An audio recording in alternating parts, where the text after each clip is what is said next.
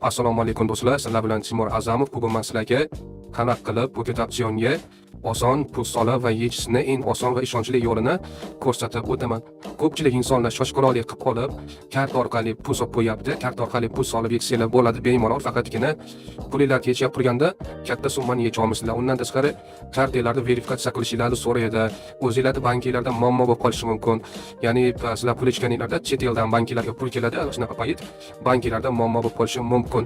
Shu sabab sizlarga bugun qanaqa qilib to'g'ri yo'ldan pul solishni, ya'ni kriptovalyuta orqali qanaqa qilib qonuniy pul solishni va pul yechishni o'rgatib o'taman va barchalarga maslahat beramanki, iloji boricha mana shu usul yordamida pul solinglar, keyinchalik o'zingizlarda muammo bo'lmaydi.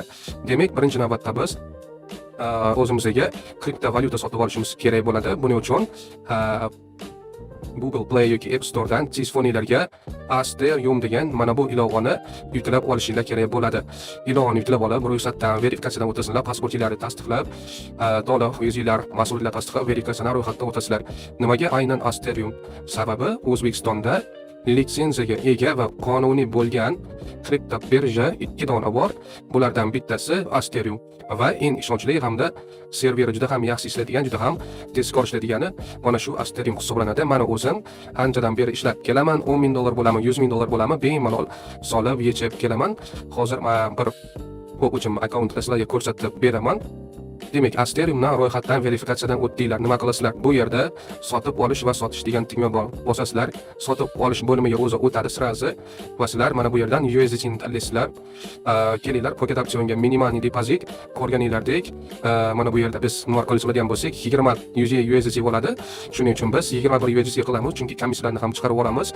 255 ming so'm to'lov qilamiz ekan va bizga 21 ta USDT beradi ekan. Bu yerda ko'rganinglardek hozir Humo karta turibdi. Mana bu yerda sizlarda karta bo'lmaydi. Pulni bosib, yangi karta qo'shishni bosib, karta raqam, ism, familiyalarni yozib, va o'zi maniga Humo kartani yozganlardan keyin mana bu CV kod yo'qolib ketadi. Yozib, Humo kartani qo'shishinglar kerak bo'ladi. Humo yoki Uzkart, Visa karta, Mastercard qo'shmanglar. Humo yoki Uzkart o'zingizlar foydalanadigan kartalar qo'shasizlar. Telefon raqaminglarni kod keladi, kod yozib, kartani qo'shasizlar va mana shunday bo'lib kartalar qo'shiladi. Ana endi bu yerda hozirda yangilash bo'lsa, mana USDT sotib olish degan tugma bo'ladi. USDT ni sotib olishni bosasizlar. Eslatib o'taman. Birinchi bo'lib USDT sizlar karta orqali sotib olishinglar kerak bo'ladi. Keyin ana shu kartalar tasdiqlanadi va sizlar sotishni ham mana shu kartaga bajarsanglar bo'ladi va karta o'zingizlarning nomingizlarda bo'lishi kerak. Demak, USDT ni sotib olishni bosamiz. Va yana bitta sotib olishni bosamiz. Ana endi bizdan tasdiqlash kodini so'raydi. Bu yerga tasdiqlash kodini kiritamiz. Kodni yozganinglardan keyin mana shunday tranzaksiya muvaffaqiyatli deb sizlarda chiqadi. Yopishni bosamiz va ko'rganinglardek hozir yangilab olamiz. Bizga 21 USDT kelib tushdi. Ya'ni biz hozir qonuniy ravishda USDT ni sotib oldik. Bilasizlar, O'zbekistonda noqonuniy litsenziyasi yo'q birjalarda ishlaydigan bo'lsanglar, noqonuniy kripto aksiyalarni aylantirib sotib olib sotadigan bo'lsanglar, o'ta qattiq jinoiy javobgarlik bor. Shu sabab men aytganlarga rioya qilinglar. Ana endi qanaqa qilib biz buni Pocket Option'ga depozit qilib solamiz? Pocket Option'da depozit bo'limiga o'tib, pastroqqa tushsanglar, mana Tether USDT degani bor. Ustiga bossanglar, mana bu yerda USDT Tether ERC20 bor. Biz mana shu ERC20 orqali solsanglar yaxshiroq bo'ladi. Eng kami $20 solsanglar bo'ladi. Asteriumda ERC20 ga hamda TRC20 ga pul jo'natsanglar va pul qabul qilsanglar bo'ladi. TRC20 da minimum $30. Shu sabab yaxshiroq bu ERC20 orqali solish. ERC20 ni tanlaymiz.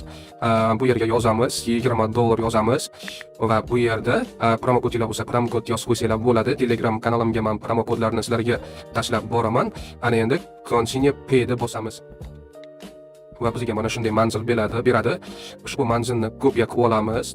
Kopiya qilib olgandan keyin Asteriumga qaytib yuborishni bosamiz. Blockchain ni bosamiz. Kripto manzilni bosamiz. Bu yerda bizda USDT bor. USDT ni tanlaymiz. Manzil degan joyga boyagi Pocket Option'dan olgan manzilimizni kiritamiz. Tarmoqni tanlang deyapti. Tarmoq degan joyda Ethereum degan pastdagisini tanlaymiz, chunki biz Pocket Option'da USDT ERC20 ni tanladik. ERC20 mana shu Ethereum bo'ladi. Agar sizlar Pocket Option'dan ERC20 ni tanlab, bu yerdan Tron tanlab qo'ygan bo'lsanglar, pulinglar shunchaki kuyib ketadi. Yoki Pocket Option'dan boshqa tarmoq tanlab turib, bu yerdan boshqasiga jo'natadigan bo'lsanglar ham pulinglar kuyib ketadi. Shu sabab aynan men aytgandek qilinglar. Tinchgina Ethereum ni tanlaymiz. Bu yerda summani yozamiz. 20 yozsak, komissiya ko'rganinglardek $1 komissiyasi bor. O'zi bu hamma birjada shunaqa. Har qanday summaga $1 komissiya oladi, $1000 ga ham $1 komissiya oladi. Xo'p, ko'radigan bo'lsak, mana bu bizning nimamiz oxiri bir tekshira olamiz, to'g'rimi yo'qmi? Endi yuborishni bosamiz va tasdiqlashni bosamiz. Bu yerda bizdan autentifikator kod so'raydi, ya'ni Google autentifikatorga qo'shgan kodinglarni so'raydi. Uni ilovadan verifikatsiyalar ro'yxatdan o'tkazganinglarda o'zlari qo'shishni so'raydi, qo'shib olasizlar. Kodni bu yerga yozasizlar va kutamiz. Sozmoz tranzaksiya muvaffaqiyatli yubordingiz deyapti. Yopishni bosamiz. Biz ko'ringlardek balansimizdan pul ketdi. Ana endi biz Pocket optionga qaytamiz. Bu yerda o'rtacha uzoq va 10 minut ichida pulinglar balansinglarga kelib tushadi. Endi biz buni biroz kutamiz.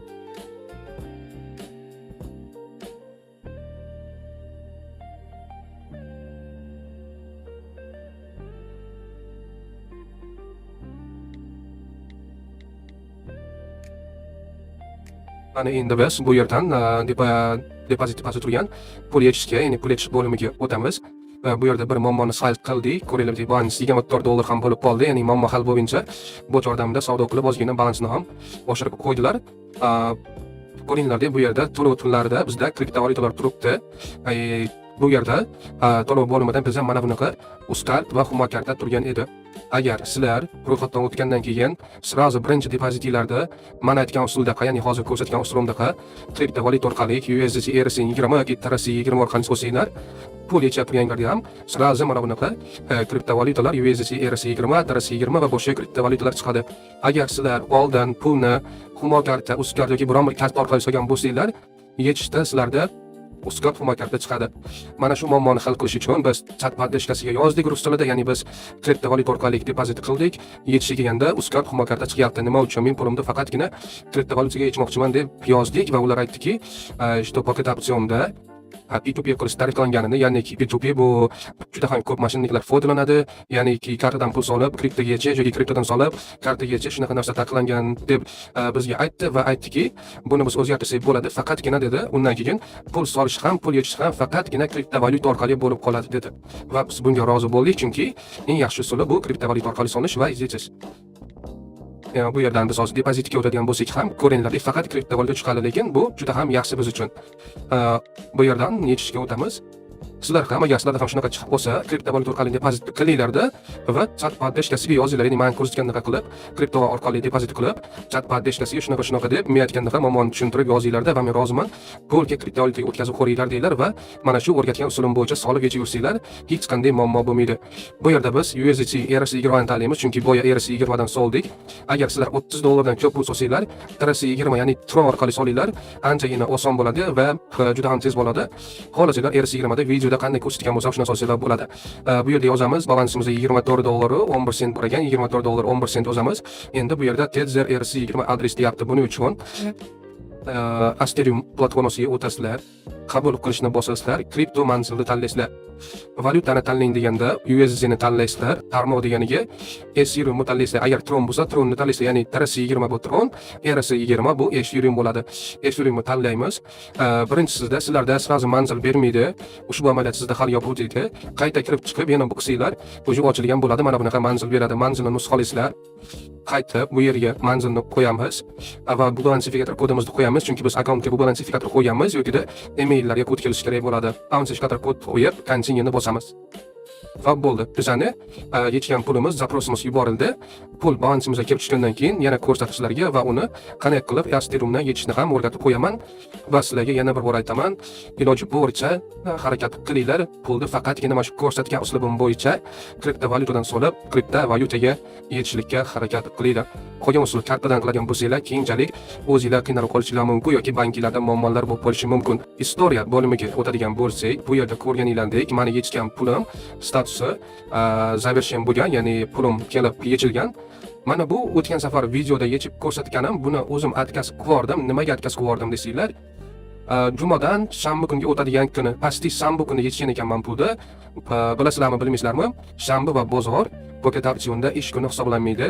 Nafaqat Pocket optionda, barcha juda ham ko'p brokerlarda shanba va bozor ish kuni hisoblanmaydi va u kunlari pul yechsanglar, pulinglarni uzoq kutib qolishinglar mumkin bo'ladi yoki dushanba kunga o'tganda yechiladi. Shu sabab sizlarga maslahatim, dushanbadan payshanba kungacha pul yechsanglar, juda ham tez yechiladi va именно mana shu usulda pulni yechinglar.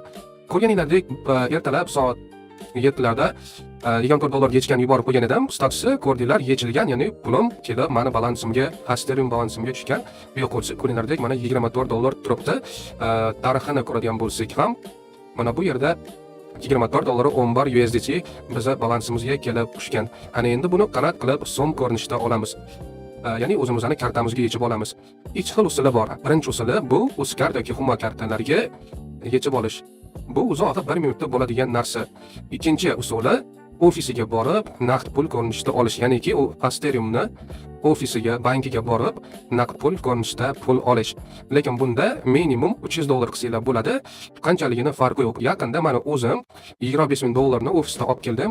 Bemalol yechib qilsanglar bo'ladi. Hech qanaqa muammo bo'lmaydi. Paket opsiondan ham necha yil davomida ishlaydigan bo'lsam, 3 yil to'g'ridan beri ishlasam, o'zim akkauntimdan o'sha yil davomida $1000 ichganmanmi, $10,000, $100,000mi, qancha pul ichgan bo'lsam, barchasini yechib bergan. Ko'ringlardek, mana sizlarga o'quvchim akkauntida ham, ya'ni oldin Uzcard orqali pul solib qo'ygan, o'shani to'g'rilab, ana qilib, to'g'ri pul solib, to'g'ri yechishni ko'rsatdim. Mana shu usulda qilsanglar, 100% bemalol yechib, solib, bez muammo yursanglar bo'ladi. Farqi yo'q, xohlasanglar $100,000 yechinglar, yechib beradi, men javob beraman sizlarga. Mana o'zim ham bugun yechdim, bugun $6,000 pul yechdim. Telegram bo'lsanglar, uni tashlab qo'yaman. Ana endi Asteriumdan qanaqa qilib biz pulimizni kartamizga olamiz. Buning uchun sotib olish va sotishga o'tamiz biz, chunki sotib olishdan sizlar kartalardan kriptovalyuta sotib olasizlar. Sotishga o'tamiz. Biz kriptovalyuta sotib olgan kartamiz avtomatik turgan bo'ladi. Ana shu kartaga biz yechamiz pulimizni, yozamiz 24 USDT ni yechsak, qolgani qolsa 285 ming so'm bo'lar ekan. Sotishni bosamiz. Yana sotishni bosamiz. Siz endi autentifikator kodini so'raydi. Bu yerga Google autentifikator kodini qo'yganimizdan so'ng biroz kutamiz. O'zi kodni yozib qo'yinglarki, avtomatik ko'ringlardek mana tepada galsa yashil chiqdi. Bizani pulimiz yechishga yuborildi, ya'ni USDTimiz yechishga yuborildi. Bu 1 minutda tushadi. Uzoq 1 minutda kartalarga kelib tushadi. Uni screenshotini ham sizlarga qo'yib qo'yaman. O'zingizlar qilib ko'rsanglar ham bilasizlar. Uzoq 1 minutda pulinglar kartalarga tushadi. Ko'rdinglar? Bemalol paket opsiondan pulni yechib solsanglar bo'ladi. Agar sizlar oldin Uzcard yoki Humodan yoki qanaqadir kartalardan pul solib, ana shunaqa men aytgandek muammolarga duch kelgan bo'lsanglar, mana shu videoda ko'rsatgan qilsanglar to'g'rilanib ketadi. Yoki-da yangi boshlab turgan bo'lsanglar, yangi akkaunt bo'lsa, noldan mana shu o'rgatgan uslubim bo'yicha pul solib yechinglar.